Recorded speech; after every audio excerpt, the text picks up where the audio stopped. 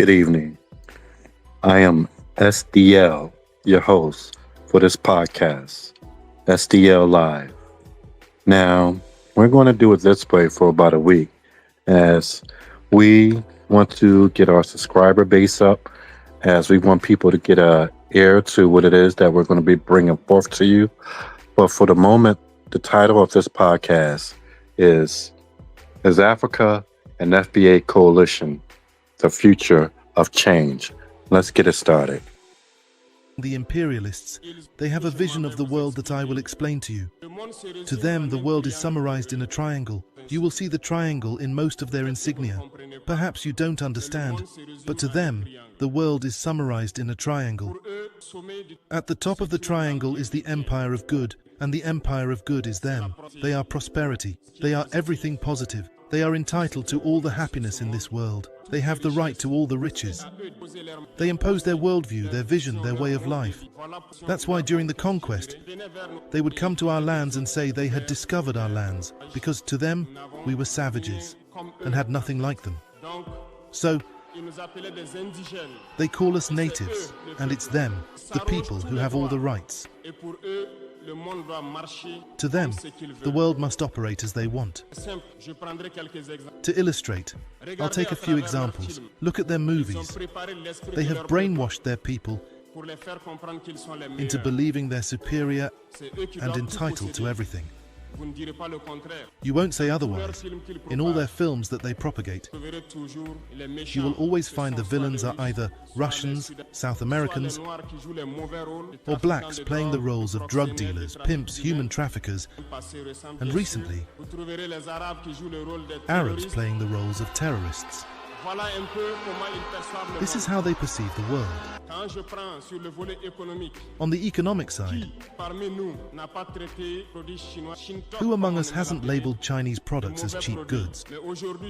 But today, I can tell you that we were all wrong because China has advanced technology, and it's in China that most of these countries source their goods, put their brand on them, and sell them to us as their own. Look around. Entrepreneurs in construction won't deny that all their equipment today is Chinese. Those in transportation won't deny it either. They lied to us. We traveled the world in the past 20 months looking for companies and factories, and we realized everything leads back to China. Yet through their propaganda, they made us hate all Chinese products, making us believe that only their products were good. To better understand what I'm saying, it's simple. To better understand what I will say, we need to go back a little in time. You need to go back in time and read about the Tsars, Mongol conquests, Persian, Turkish and Ottoman empires. Read their history and you will understand why the world is the way it is. At the base of the triangle, there are two empires. On one side, the empire of evil, and on the other, the empire of slaves. This is how they see the world. Who do they call the empire of evil? Those I just mentioned. Go back in time, read, and you will understand why they see them as the empire of evil. They believe they must fight and eradicate the empire of evil because it embodies the devil. They communicate this and make their people understand it that way. This is why after World War II, in the 1980s, I will take the case of Russia. All schemes were implemented to collapse it under President Gorbachev, orchestrated by President Ronald Reagan. Three main strategies caught our attention. First, they went to Saudi Arabia and asked them to lower the oil price from $35 to $7 to collapse the Russian economy. Alongside that, remember something. The second strategy, they armed the Taliban, who were received by President Ronald Reagan at the White House with CIA-supplied Stinger surface-to-air missiles to fight the Russians. Later, they pretended to fight the Taliban themselves. Go figure. The third strategy was a bluff, the Star Wars project, which led Gorbachev to create the Paulus project, sinking Russia further. Once Russia collapsed, those who claimed to be the empire of good began to gloat. If you're feeling this, please share, like, and subscribe. Through communication, they can manage to make you hate a people or love a people. They are very strong in communication and use all possible channels. Look at the wars that are raging. They create them for their own interest. Finally, according to them, the empire of slaves is Africa and some South American peoples. In their minds, as I mentioned earlier, Africa belongs to them. Our lands, our riches belong to them. And they can't conceive that Africans could emancipate, rise and challenge them. And for this reason, they believe Africans are easy to manipulate and driven by emotions. They will always find an African to fight against his brother. And it has always been like that.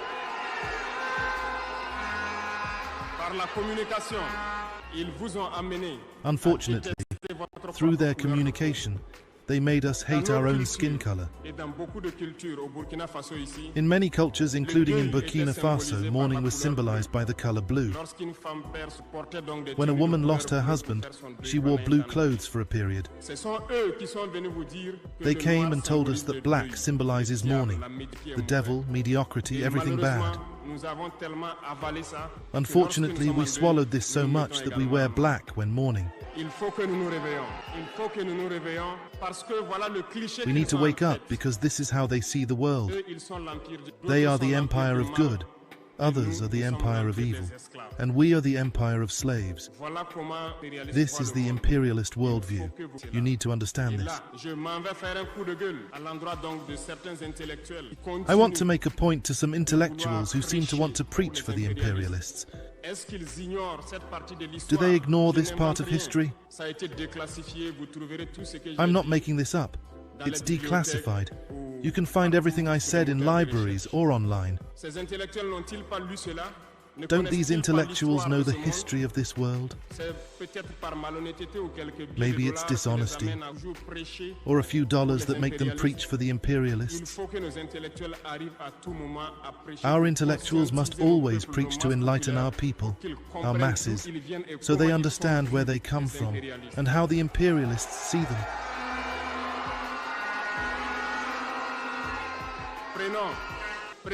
Let's take the example of some wars. You followed the Iraq War, a big lie about weapons of mass destruction. Some US senators did everything to get proof but couldn't.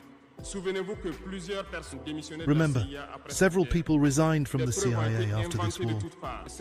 Evidence was fabricated with the help of Western secret services. We remember that Niger was accused at the time of selling uranium to Iraq. And the same scenario played out recently with accusations of clandestinely selling uranium to Iran. This is déjà vu. They made this claim but found no proof. Even the United Nations eventually found no tangible evidence of weapons of mass destruction. Their objective was to destroy Iraq, create the Islamic State just like they created the Taliban state in the 1980s. Armed them, and later pretended to fight them. Understand the game. This game has gone on too long. We need to wake up, understand, and fight for our future.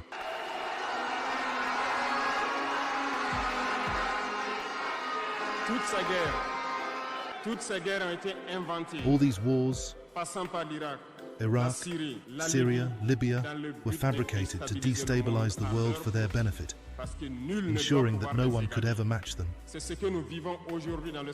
Today, we see the same in the Sahel with terrorism imposed on us,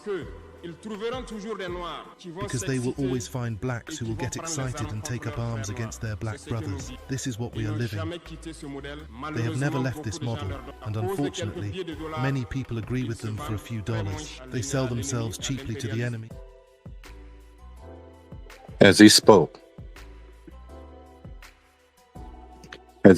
about how he understands and telling his people that the West dictate the media, This is why this brother, who is from Burkina Faso, let his people know that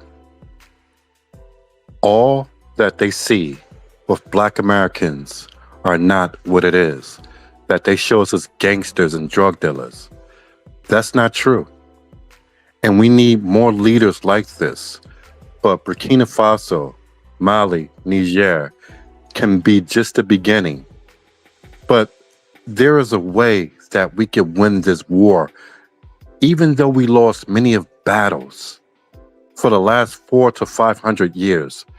There's a way out of this. What people have to know is that spending energy on those who are not with you, who do not want to unite, is just a waste of time.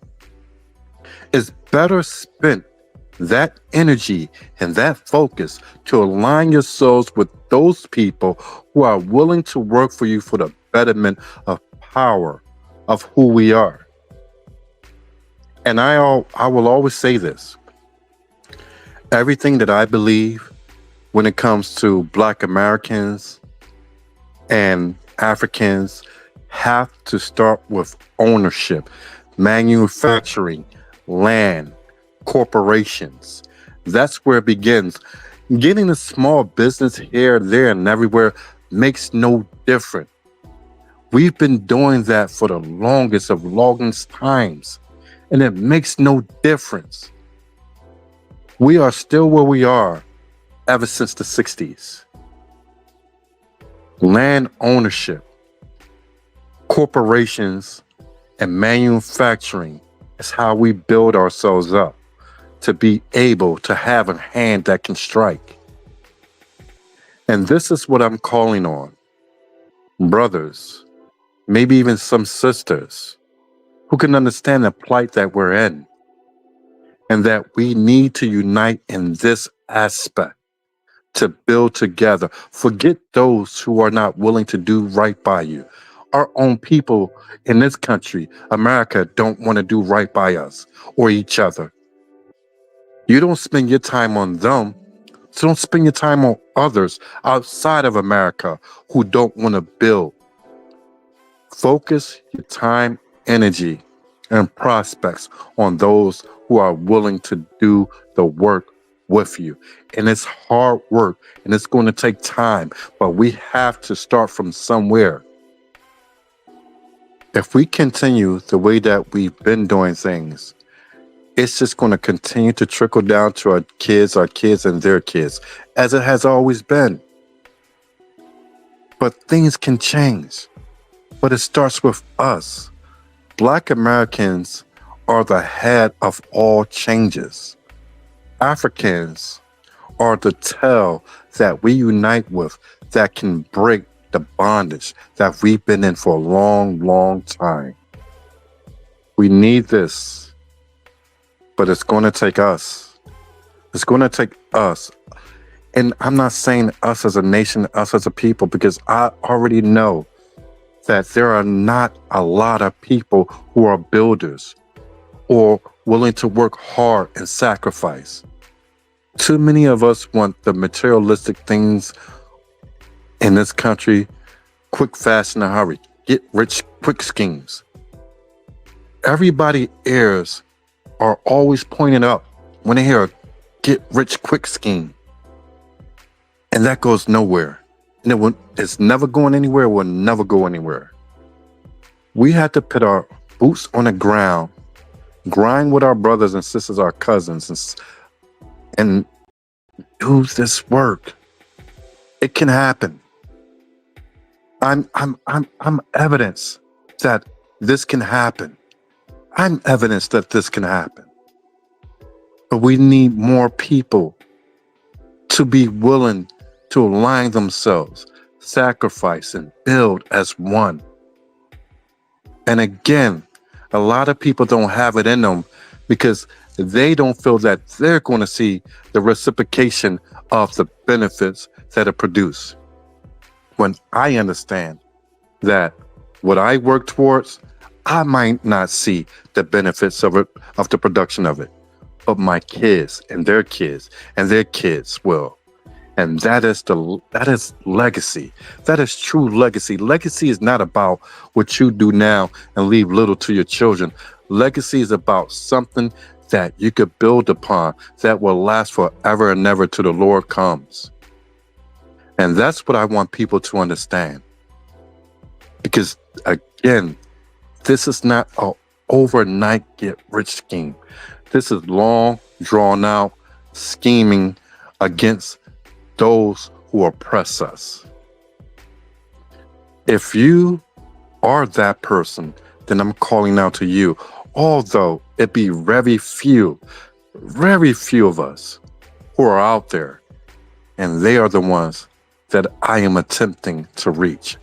There's much more coming as I do this way, just to hit the algorithm, to get more subscribers, get more listeners for what's to come, because there is something much bigger to come that I just don't have in mind, but I've been producing, I've been putting into place in order that we all, be it a small fraction of us, can produce, and the world will look at us and we will be the true light that we were made to be in this world.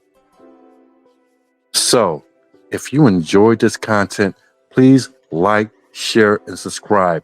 And as I said, there are greater things that I have planned to come.